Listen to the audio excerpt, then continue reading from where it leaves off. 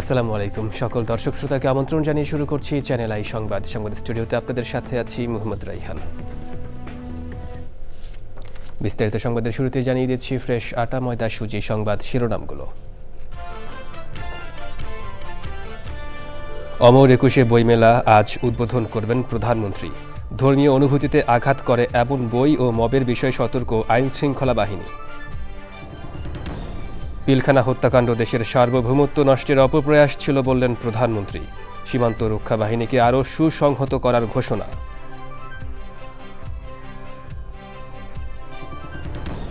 কক্সবাজারের কলাতুলিতে গ্যাস পাম্পে 2 দফা আগুনে 9 জন দগ্ধ, আশঙ্কাজনক অবস্থায় চট্টগ্রাম মেডিকেলে চিকিৎসাধীন 6 জন। বেড়িবাঁধের গাছ কাটায় কিশোরগঞ্জের মিঠামইন উপজেলা বিএনপির সভাপতি বহিষ্কারের পর গ্রেফতার। দলের সবার জন্য হুঁশিয়ারি বলছে বিএনপি। এবং প্রকৃতি ও মানুষের নিবিড় সম্পর্কেই টিকে আছে পৃথিবী। ইসলাম ধর্মেও প্রাণী ও পরিবেশের সুরক্ষায় রয়েছে সুনির্দিষ্ট নীতিমালা।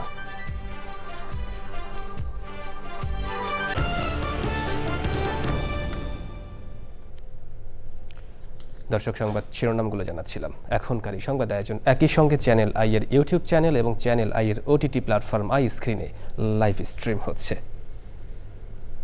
এবার বিস্তারিত প্রসঙ্গ। বাঙালির প্রাণের উৎসব অমর একুশে বইমেলা শুরু হচ্ছে আজ।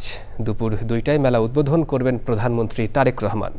উদ্বোধনী অনুষ্ঠানে বাংলা একাডেমি সাহিত্য পুরস্কার 2025 প্রদান করবেন প্রধানমন্ত্রী। বহুমাত্রিক বাংলাদেশ প্রতিপাদ্যে আয়োজিত এবারের মেলায় অংশ নিচ্ছে 550 প্রকাশনা সংস্থা। ধর্মীয় অনুভূতিতে আঘাত করে এমন বই ও মবের বিষয়ে আইনশৃঙ্খলা বাহিনী সতর্ক থাকবে বলে জানিয়েছে পুলিশ। তাফিউল ইসলামের রিপোর্টে দেখুন বিস্তারিত।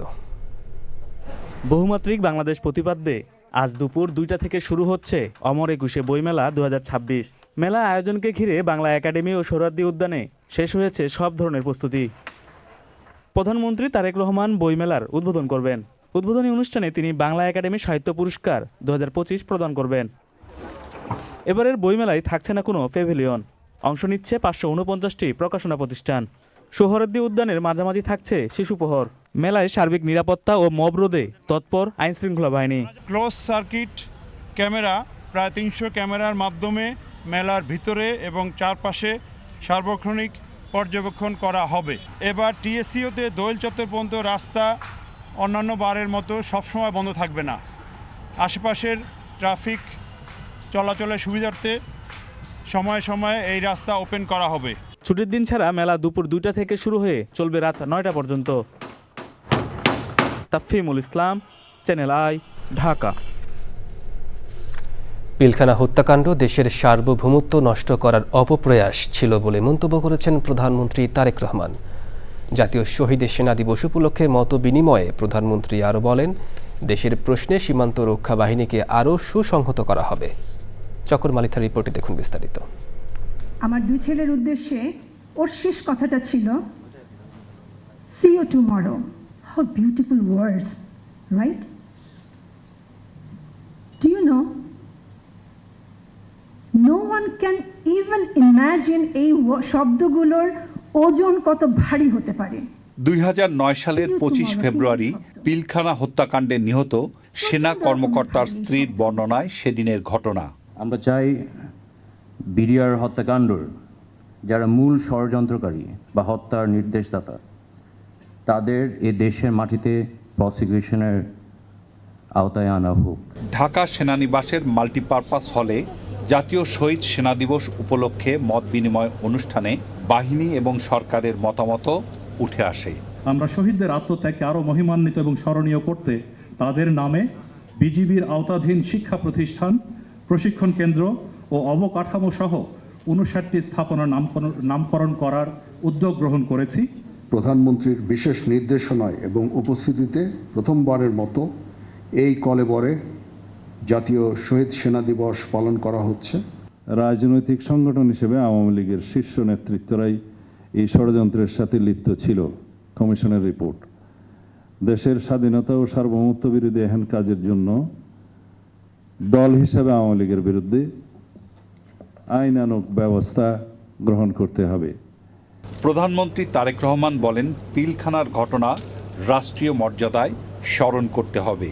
পিলখানার এই মর্মান্তিক ঘটনা ছিল আমাদের সার্বভৌমত্বকে নস্যাৎ করার একটি অপপ্রয়াস। পিলখানার ঘটনার পরিক্রমায় আমাদের জাতীয় নিরাপত্তার কাঠামোর দুর্বলতা ফুটে উঠেছে। তাই বহির্বিশ্বের সাথে তাল মিলিয়ে জাতীয় নিরাপত্তার কাঠামোকে আরও আধুনিক, সময় উপযোগী এবং শক্তিশালী করা প্রয়োজন অবশ্যই, এবং এ লক্ষ্যেই আমাদের সরকার কাজ করবে ইনশাআল্লাহ। একই সাথে শহীদ পরিবারের সদস্যদের কল্যাণে তাদের সন্তানদের শিক্ষা, চিকিৎসা ও পুনর্বাসনের জন্য দীর্ঘমেয়াদী সুরক্ষা ব্যবস্থা গড়ে তোলার প্রতিশ্রুতি আমরা এরই মধ্যে ব্যক্ত করেছি। পরে নিহত সেনা কর্মকর্তাদের পরিবারের সদস্যদের সাথে ইফতার করেন প্রধানমন্ত্রী তারেক রহমান। শকর মালিথা, চ্যানেল আই, ঢাকা। দিনভর নাটকীয়তার মধ্যে বিদায় হলো বাংলাদেশ ব্যাংকের গভর্নর ডক্টর আহসান এইস মনসুরের। ওই পদে 4 বছরের জন্য নিয়োগ পেয়েছেন ব্যবসায়ী মুস্তাকুর রহমান। তাৎক্ষণিক প্রতিক্রিয়ায় অর্থমন্ত্রী আমির খসরু মাহমুদ চৌধুরী বলেছেন, নতুন সরকার, কাজেই অনেক পদেই পরিবর্তন হবে, এটাই স্বাভাবিক। তবে গভর্নরকে সম্মানের সঙ্গে বিদায় বলা যেত কিনা সেই প্রশ্নের উত্তর দেননি অর্থমন্ত্রী। রিজভি নেওয়াজের রিপোর্টে দেখুন বিস্তারিত। বাংলাদেশ ব্যাংকের 2 অতিরিক্ত পরিচালক এবং 1 পরিচালককে কারণ দর্শানোর নোটিশ দেওয়ার 2 দিনের মাথায় ঢাকার বাইরে বদলির নির্দেশ। এটা নিয়ে অফিসার্স ওয়েলফেয়ার কাউন্সিলের নেতৃত্বে বুধবার সকাল 11টা থেকেই বিক্ষোভ সমাবেশ চলছিল কেন্দ্রীয় ব্যাংক চত্বরে। বিক্ষোভ শেষ হওয়ার খানিক পরে দুপুর 1:30টার দিকে বাংলাদেশ ব্যাংকের পক্ষ থেকে জানানো হয়, উদ্ভূত পরিস্থিতি নিয়ে ব্রিফ করবেন গভর্নর। পদত্যাগ কোনো ইস্যু না, আমি এখানে আসছি সেবা দিতে। আমার যেতে 2 সেকেন্ড লাগবে পদত্যাগ করতে, সেটা কোনো বিষয় না। লাস্ট অফ দ্য থিংস, চাকরির জন্য আমি আসিনি, আমি এখানে এসেছি to serve the nation. Governor হিসেবে শেষ ব্রিফিংয়ের সময় দুপুর 1:45টায়ও ডক্টর আহসান এইস মনসুর হয়তো জানতেন না ছাড়পত্র লেখা হচ্ছে বিদায়ের। অর্থমন্ত্রীর কাছে প্রশ্ন ছিল, এ কেমন বিদায়? নতুন সরকার এসছে, নতুন সরকারের প্রায়োরিটিস আছে, স্বাভাবিকভাবে তো পরিবর্তন খালি বাংলাদেশ ব্যাংকে তো হয়নি, পরিবর্তন তো অনেক জায়গায় হচ্ছে এবং এটা তো হতেই থাকবে।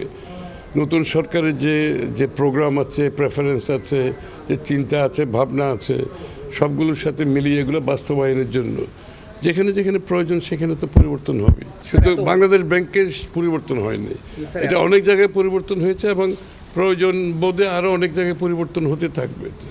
খুবই স্বাভাবিক এটা। আর যেভাবে বিদায় হলো, এটা কি স্যার মানে সম্মানজনক? ওগুলোর উত্তর আমি দিতে পারি। বাংলাদেশ ব্যাংকের গভর্নরের পদ থেকে ডক্টর আহসান এইস মনসুরের বিদায়ের পর ওই পদে নিয়োগ পেয়েছেন বিএনপির নির্বাচন পরিচালনা কমিটির সদস্য মুস্তাকুর রহমান। গণ অভ্যুত্থানের পর 2024 সালের 14ই আগস্ট 13তম গভর্নর হিসেবে যোগ দিয়েছিলেন doctor Ahsan H Mansur.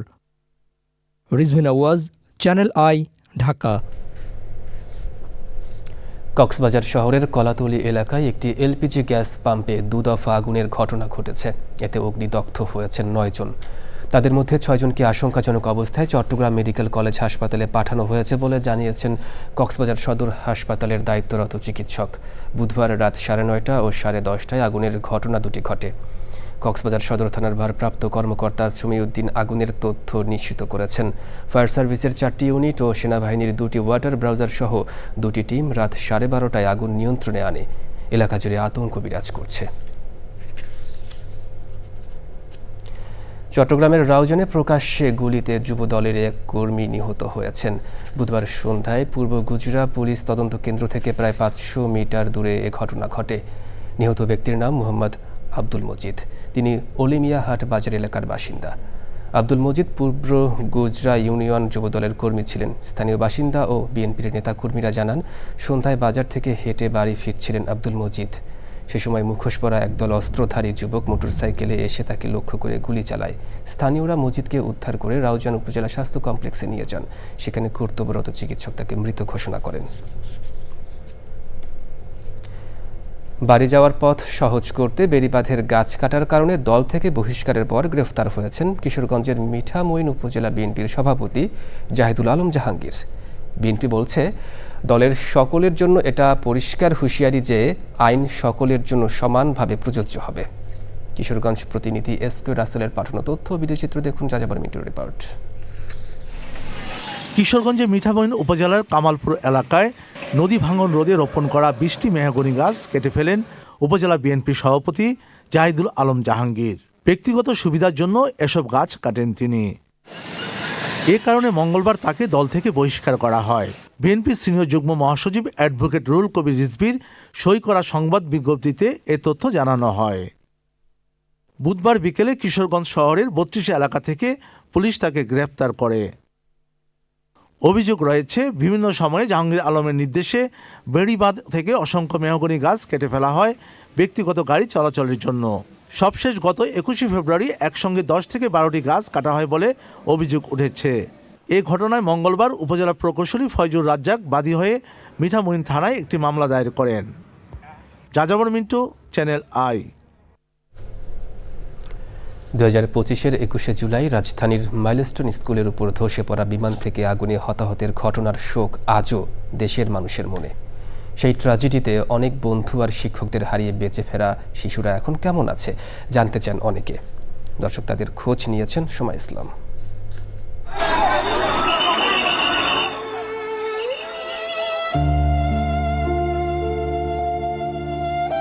Milestone ট্র্যাজেডির দুর্বিষহ অভিজ্ঞতা নিয়ে যে শিশুরা বেঁচে আছে তাদের মনে আজও সেই দিনের অনেক ঘটনা। তেমনই একজন নাভিদ। তখন সে পড়তো ক্লাস 7-এ। নিজের শরীরে আগুন নিয়ে বাঁচিয়েছিল শিক্ষক আর বন্ধুদের। প্রিয় 8 বন্ধুর মধ্যে 6 জনই বাঁচেনি। নাভিদকে 97 দিন থাকতে হয়েছে আইসিইউতে, 12 দিন লাইফ সাপোর্টে। শরীরে এখন পর্যন্ত অপারেশন হয়েছে 36 বার। এর মাঝেই সে শোনালো তার সমুদ্রে যাওয়ার অপেক্ষার কথা আর পাখিদের গল্প। আমার পাহাড় ভালো লাগে না, সমুদ্র ভালো লাগে। সমুদ্র কেন ভালো লাগে? আর ওখানে নিঃশ্বাস নেওয়া যায়। পাখি পালে কে? আমি পালে। তোমার কয়টা পাখি আছে? 3টা মনে হয়। নাভিদের মা জানালেন, এখন সে আলোতে যেতে পারে না। স্কুল বদল করেছে, এখন সপ্তাহে 1 দিন স্কুলে যায়। ওদের স্বাভাবিক লাইফটা নষ্ট হয়ে গেছে। ওদের লাইফে এখন ওরা স্বাভাবিকভাবে সূর্যের আলোতে যেতে পারে না, স্বাভাবিক কাজগুলো করতে পারে না। সাইকোলজিক্যাল প্রবলেম হচ্ছে ওদের এখনও। ট্রিটমেন্ট অনেক লং টাইমের ব্যাপার আর কি, আর অনেক ব্যয়বহুল ওদের ট্রিটমেন্ট। ক্লাস 8-এর রায়ান বন্ধুকে সাথে নিয়ে যাচ্ছিল ক্যান্টিনে। তখনই সেই বিপর্যয়। পাশের বন্ধুটি আর বেঁচে নেই। রায়ানকে 55 দিন থাকতে হয়েছে বার্ন ইউনিটে। এরপর এখন স্কুলে যাওয়া হয়ে ওঠেনি। সারাদিন বাসায় যে স্কুল থেকে বই এনে দিয়েছে, এগুলো বাসায় টিচার রেখে দিয়েছে পড়ি। মাঝে মাঝে একটু ল্যাপটপ দেখি। নদী না পাহাড় না সমুদ্র? সমুদ্র। কি পছন্দ? সমুদ্র। সমুদ্র কেন পছন্দ? সমুদ্রে কি ভালো লাগে? সমুদ্রের আওয়াজটা ভালো লাগে। রায়ানের পরিবার দিশেহারা, সন্তানের ভবিষ্যতের চিন্তা আর চিকিৎসার খরচ নিয়ে। ওর বাচ্চাটা স্বাভাবিক না, দেখা যায় যে ওরা কবে সুস্থ হবে বলতে পারি না। আমি জানি না ওরা পরবর্তীতে লাইফটা যে কিভাবে টেনে নেবে। পরিবারগুলো এই শিশুদের পূর্ণ স্বাভাবিক জীবনে ফিরিয়ে দেওয়ার কঠিন যাত্রায় নতুন সরকারের সহযোগিতা চাইছে।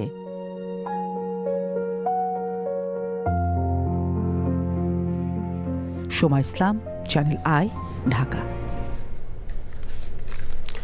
প্রকৃতি ও মানুষের নিবিড় সম্পর্কের উপর ভিত্তি করেই টিকে আছে এই পৃথিবী। ইসলাম একটি পূর্ণাঙ্গ জীবন বিধান হিসেবে কেবল মানুষের অধিকার নয়, বরং প্রাণীকুল ও পরিবেশের সুরক্ষায় সুনির্দিষ্ট নীতিমালা প্রদান করেছে। বর্তমান বিশ্বে যখন জীববৈচিত্র্য হুমকির মুখে, তখন ইসলামের এই সুমহান শিক্ষাগুলো বন্যপ্রাণী সংরক্ষণে অনন্য দিশারি হতে পারে। বিস্তারিত দেখুন মুশাহিদ রনির রিপোর্টে।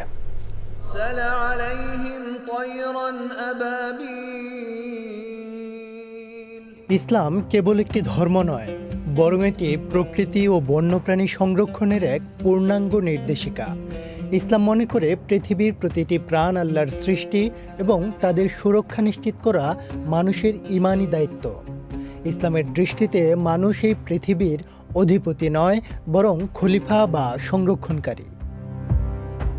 আধুনিক বিজ্ঞান বলছে পৃথিবীর ইকোসিস্টেম বা বাস্তুসংস্থান একটি সূক্ষ্ম ভারসাম্যের উপর দাঁড়িয়ে। কুরআনের দর্শন অনুযায়ী এই ভারসাম্য নষ্ট করা আল্লাহর আমানতের খেয়ানত।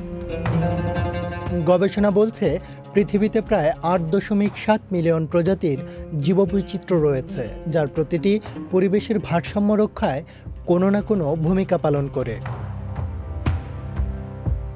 কোরআনে অন্তত 31টি আয়াতে বিভিন্ন প্রাণীর প্রসঙ্গ এসেছে এবং 6টি সূরার নামকরণ করা হয়েছে প্রাণীর নামে, যা ইসলামে বন্যপ্রাণীর গুরুত্ব প্রমাণ করে। ইসলাম অকারণ বা বিনোদনের উদ্দেশ্যে বন্যপ্রাণী হত্যাকে কঠোরভাবে নিষিদ্ধ করেছে। ওয়ার্ল্ড ওয়াইল্ড লাইফ ফান্ডের রিপোর্ট বলে 1970 সাল থেকে বন্যপ্রাণীর সংখ্যা গড়ে 69% হ্রাস পেয়েছে। ইসলামের এই কঠোর নিষেধাজ্ঞা কার্যকর থাকলে বর্তমানের এই গণবিলুপ্তি রোধ করা সম্ভব হতো। ইসলাম বলে বন্যপ্রাণী সংরক্ষণ কেবল পরিবেশবাদীদের বিষয় নয়, বরং এটি প্রতিটি মুমিনের জন্য আধ্যাত্মিক ও নৈতিক দায়িত্ব।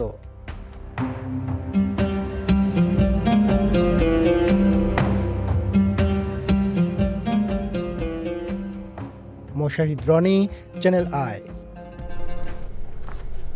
ইসলাম ধর্মে বন্যপ্রাণী সংরক্ষণ এই নিয়ে বিশেষ আয়োজন দেখবেন আজ রাত 10:15 প্রকৃতি ও জীবন অনুষ্ঠানে। ইউরোপের বেলারুশ থেকে বাংলাদেশে এসে 3 দশকেরও বেশি সময়ে বসবাস করছেন আলা ইমরান। ভাষা ও সংস্কৃতি আলাদা হলেও বাংলাদেশের মাটি, পানি, বাতাস আর মানুষের সঙ্গে গড়েছেন আত্মিক বন্ধন। এই দেশের কৃষি ও প্রকৃতির প্রতি ভালোবাসা থেকে নিজ ভবনে গড়েছেন ছাদ কৃষি। বিস্তারিত জানাচ্ছেন শাইখ সিরাজ।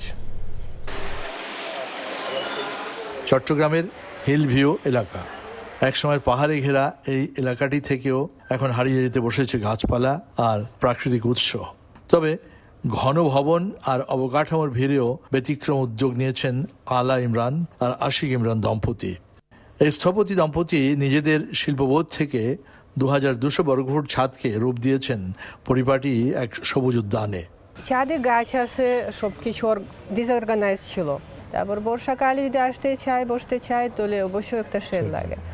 আমরা তখন ডিসাইড করলাম আমরা একটা কাভার্ড একটা এরিয়া আমাদের তৈরি করতে হয়।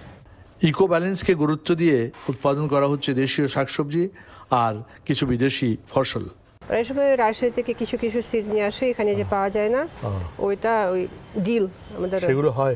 হ্যাঁ, যে এখানে ওই তো দেখবেন ওগুলো অনেক বড় হয়ে গেছে। আর ফ্রুটসের গাছ আছে, মানে আপনাদের দেশি ফল আছে।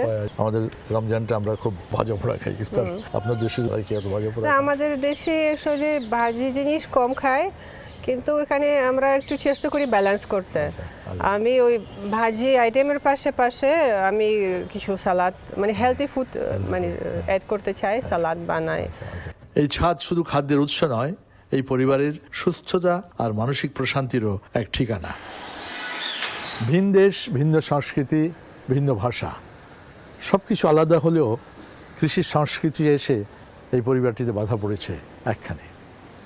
এই বাগানটি থেকে তাদের কতটা ফল ফসল আসলো সেটা বিষয় নয়, এর থেকে আত্মিক যে প্রশান্তি তারা পায়, যে বন্ধনে তারা একখানে আছে, সেটি বড় বিষয়। চট্টগ্রামের হিল ভিউ থেকে শাইখ সিরাজ, চ্যানেল আই। গাজায় ফিলিস্তিনিদের গণহত্যার অভিযোগের মধ্যেই ইসরায়েলের পাশে থাকার ঘোষণা দিয়েছেন ভারতের প্রধানমন্ত্রী নরেন্দ্র মোদী। 2023 সালে ইসরায়েলিদের উপর হামাসের হামলার নিন্দা জানালেও গাজায় ইসরায়েলি বর্বরতা নিয়ে কোনো মন্তব্য করেননি তিনি। ইসরায়েলের প্রধানমন্ত্রী বেনিয়ামিন নেতানিয়াহুর আমন্ত্রণে বুধবার দুদিনের সফরে ইসরায়েল গেছেন মোদী। প্রথম কোনো ভারতীয় হিসেবে ইসরায়েলি পার্লামেন্ট নেসেটে বক্তৃতা করেছেন নরেন্দ্র মোদী। ভাষণে ইসরায়েলের পাশে থাকার প্রত্যয় ব্যক্ত করে তিনি 2023-এর 7ই অক্টোবর হামাসের হামলায় নিহতদের জন্য ভারতের জনগণের পক্ষ থেকে শোক জানান। বিশ্বজুড়ে সন্ত্রাসবাদের বিরুদ্ধে কাজ করার কথা জানিয়ে মোদী বলেন, সন্ত্রাসবাদ মোকাবেলায় প্রয়োজন বিশ্বের সব দেশের সম্মিলিত প্রচেষ্টা। আরব দেশগুলোর সাথে ইসরায়েলের সম্পর্ক স্বাভাবিক করতে আব্রাহাম চুক্তির প্রতিও সমর্থন জানান তিনি। পাশাপাশি গাজা নিয়ে ট্রাম্পের পরিকল্পনায় সমর্থন জানান ভারতের প্রধানমন্ত্রী।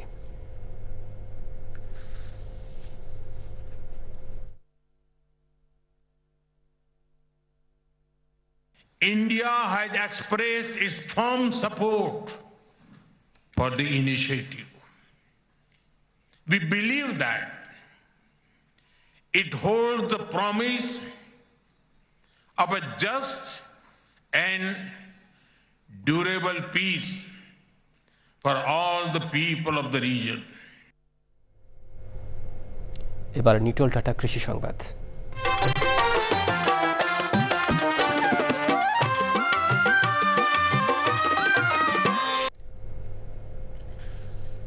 স্ট্রবেরি চাষ করে সারা জাগিয়েছেন মেহেরপুরের মুজিবনগর উপজেলার জয়পুর গ্রামের যুবক মঞ্জুরুল ইসলাম।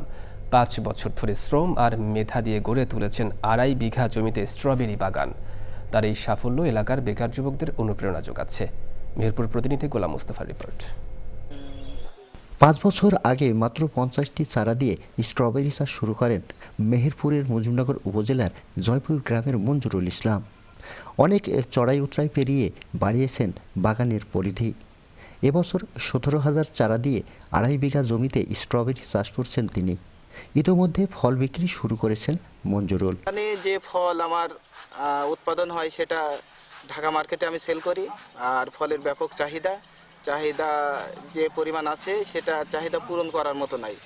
আমার আরও এখানে আমার লোকাল যারা পার্টি আছে তারা আমার বাগান থেকে সে ফল সংগ্রহ করে নিয়ে যায়।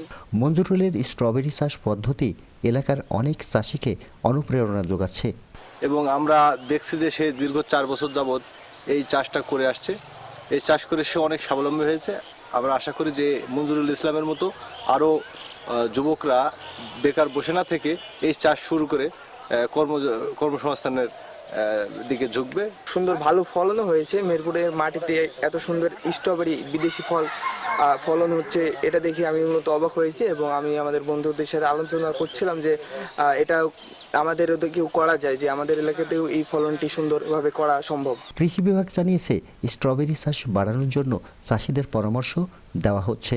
আমরা কৃষকদেরকে পরামর্শ দিচ্ছি যারা ভালো কৃষক তারা উৎপাদন করবেন এবং আমরা যাতে তারা বাজারজাত করতে পারে এই জন্য আমরা তাদের লিঙ্ক তৈরি করার চেষ্টা করছি এবং আরো উদ্যোক্তা কৃষক তৈরির জন্য আমাদের কার্যক্রম অব্যাহত রয়েছে। পুষ্টিকর ও উচ্চমূল্যের স্ট্রবেরি চাষ সম্প্রসারণের মাধ্যমে কৃষকদের জন্য নতুন সম্ভাবনার দ্বার খুলে যাবে বলে মনে করছেন কৃষি সংশ্লিষ্টরা। মেহেরপুর থেকে গোলাম মোস্তফা, চ্যানেল আই। এবার প্রকৃতি সংবাদ।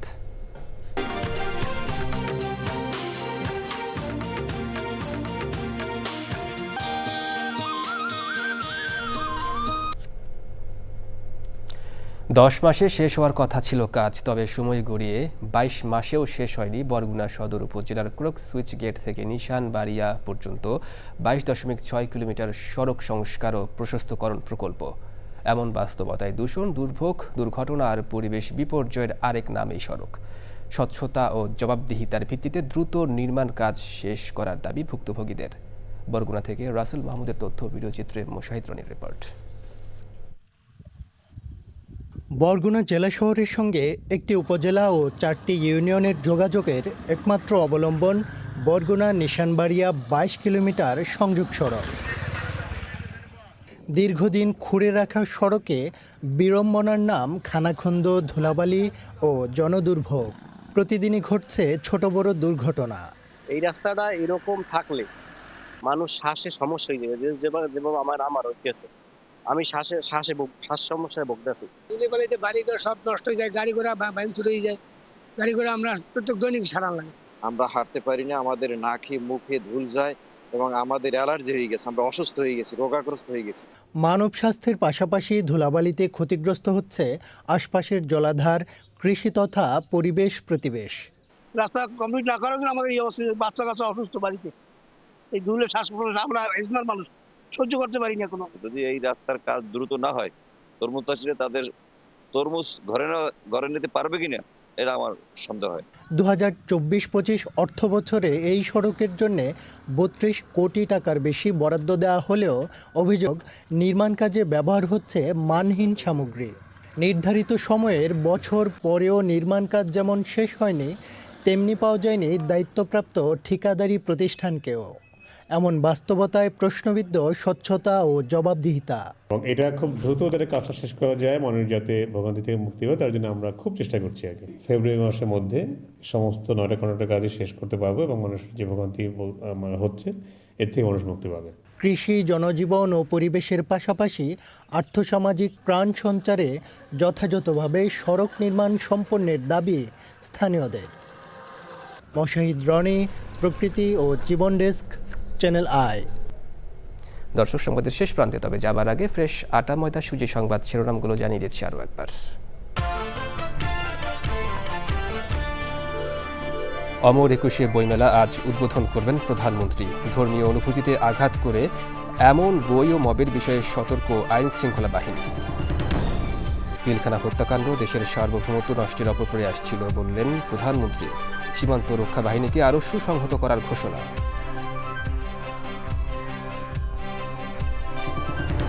কক্সবাজারের কলাতুরিতে গ্যাস পাম্পে 2 দফা আগুনে 9 জন দগ্ধ। আশঙ্কাজনক অবস্থায় চট্টগ্রাম মেডিকেলে চিকিৎসাধীন 6 জন।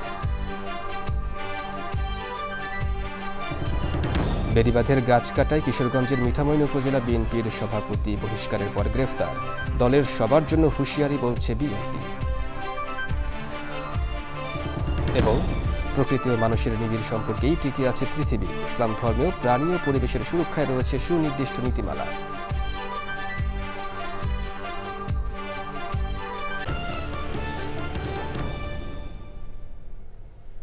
দর্শক, এই ছিল এখনকার মতো চ্যানেল আই সংবাদ। এতক্ষণ সঙ্গে থাকার জন্য ধন্যবাদ সবাইকে।